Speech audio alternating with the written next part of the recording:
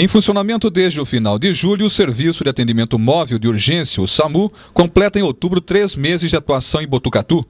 Neste período, foram mais de 1.500 ocorrências de urgência registradas, inclusive na região. A maioria atendendo com sucesso casos de falta de ar, crises convulsivas, dores abdominais e até pessoas com acidente vascular cerebral. Segundo José Martins de Souza Neto, enfermeiro coordenador da Central de Regulação do SAMU em Botucatu, o serviço abraçou mais de 90% dos casos clínicos graves registrados em nossa cidade. É muito importante essa divulgação, haja visto que o trabalho tem crescido a cada dia, né? O atendimento tem melhorado a população, cada vez mais os profissionais se especializando no atendimento de urgência e emergência, oferecendo um melhor serviço e uma melhor condições de vida à nossa população. O saldo é muito positivo, haja visto que para um agravo de saúde, um trauma severo ou um infarto, se você fazer a conta no papel, precisa de pelo menos 50 profissionais. E o SAMU, ele encurta esse caminho. O usuário, ele liga aqui, mas ele está nervoso, ele não consegue se concentrar. Nós precisamos dos dados e principalmente do endereço, tá? Então a TARME, aquela pessoa que atende o telefone, ele precisa do nome e do endereço da vítima e do solicitante para que a viatura consiga chegar até a vítima. Segunda coisa, o SAMU, ele não faz transporte. Se você chamar o SAMU porque uma pessoa torceu o pé, chamar o SAMU porque está com dor de barriga, com vômito, naquele momento o SAMU não vai. O SAMU é para urgência e emergência.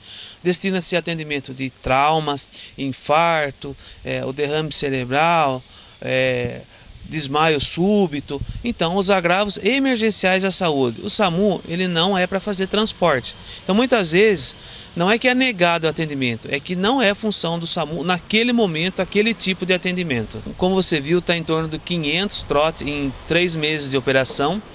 Isso traz um custo muito alto, não só para o município, mas também para os munícipes, que muitas vezes a viatura sai, deixa de atender uma urgência e emergência para ir verificar um possível trote, e isso é um prejuízo enorme para todo mundo, não só para o SAMU, mas para todo o município e principalmente para aquelas pessoas que precisam do atendimento do SAMU.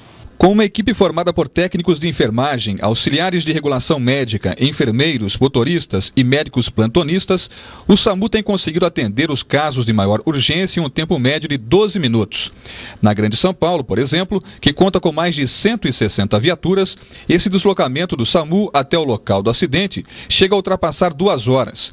Segundo o Corpo de Bombeiros de Botucatu, o Serviço de Atendimento Móvel de Urgência tem ajudado a desafogar a sobrecarga no número de ocorrências na cidade e na região.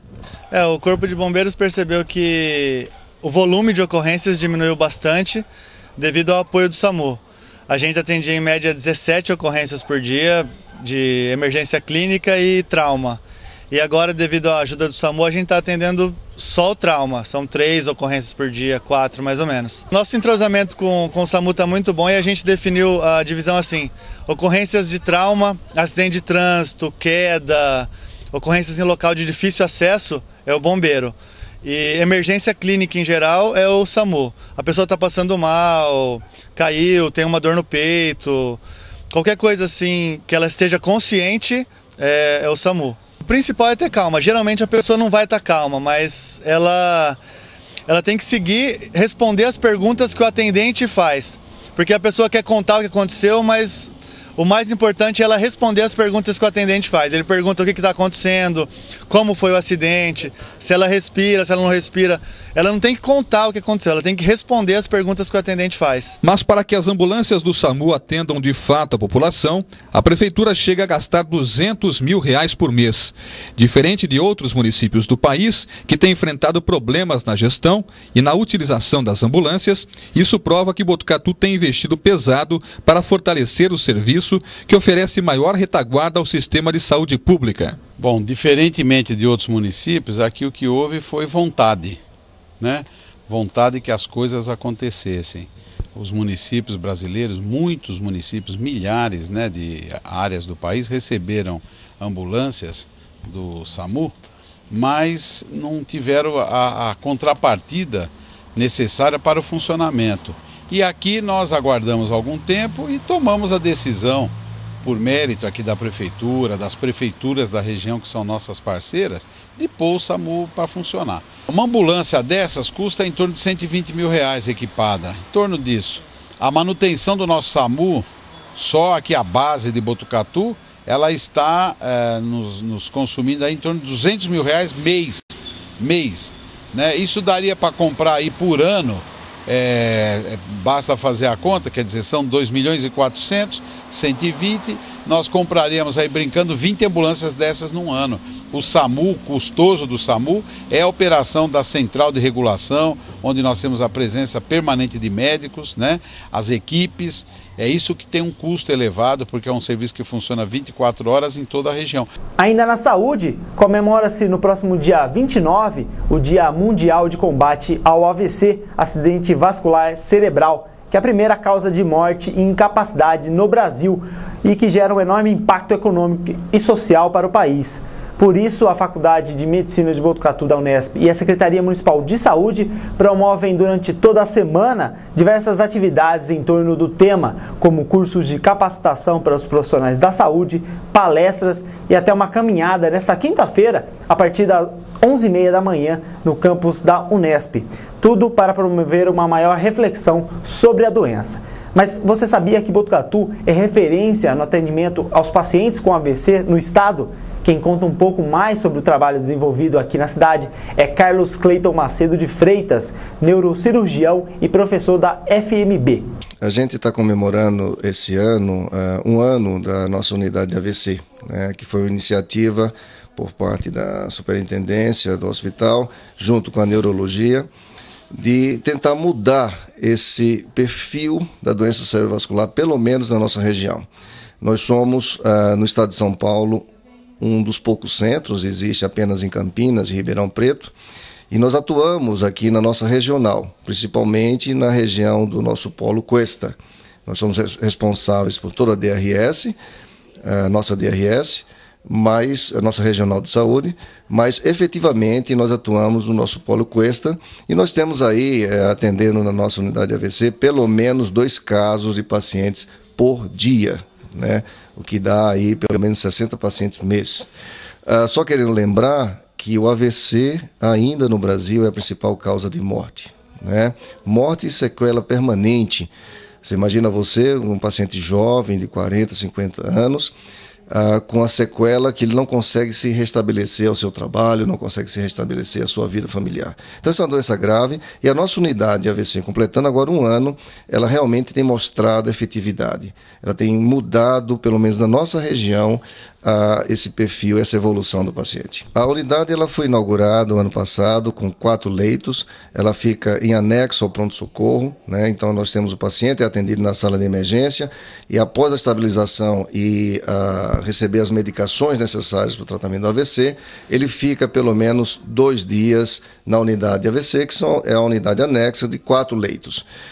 Logicamente é insuficiente, mas é muito, né, dentro do perfil que, se você imaginar que nós somos um dos 3 centros do interior de São Paulo. A questão tempo é fundamental no tratamento do AVC. Veja, o cérebro ele não suporta falta de sangue, falta de oxigênio, né? Cada minuto que passa são células neuronais que você perde.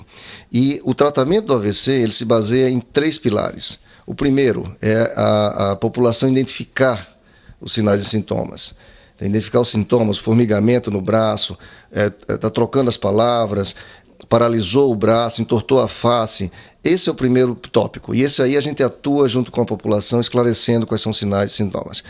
Identificou os sinais e sintomas? Pode ser não ser AVC? Não tem importância, liga no 192. E o serviço 192 é um serviço nacional, o SAMU, de remoção e atendimento pré-hospitalar.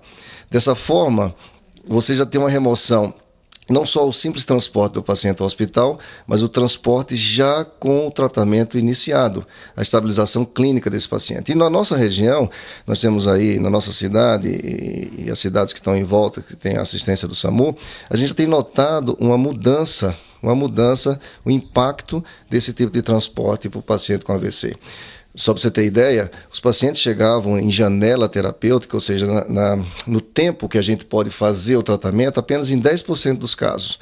Com o começo do SAMU, a gente conseguiu aumentar para 20% dos pacientes que chegam candidatos, ou seja, eles têm possibilidade de ser tratados do ponto de vista endovascular ou mesmo com trombolítico venoso. Ou seja, há o impacto positivo desse tipo de remoção, uma remoção que não é simples remoção, mas uma remoção já com um tratamento iniciado. O que levou ao AVC? Né? O que causa o AVC? Seria a gente trabalhar na prevenção primária. O que a gente deve fazer para não ter a doença vascular? Hipertensão é um dos elementos que levam à doença vascular, não só a doença vascular cerebral, mas a doença vascular coronariana, sistêmica. Então, controlar a pressão arterial, né? A diabetes. Quem é diabético, fazer o seu controle glicêmico e não deixar os níveis elevados. O tabagismo. O cigarro, ele acaba com a circulação. Então, a gente deve evitar fumar, mesmo aquele fumante passivo, deve evitar ficar o contato com o cigarro. As dislipidemias, que são as gorduras do sangue elevadas. Então, esses são fatores de risco que levam à doença vascular.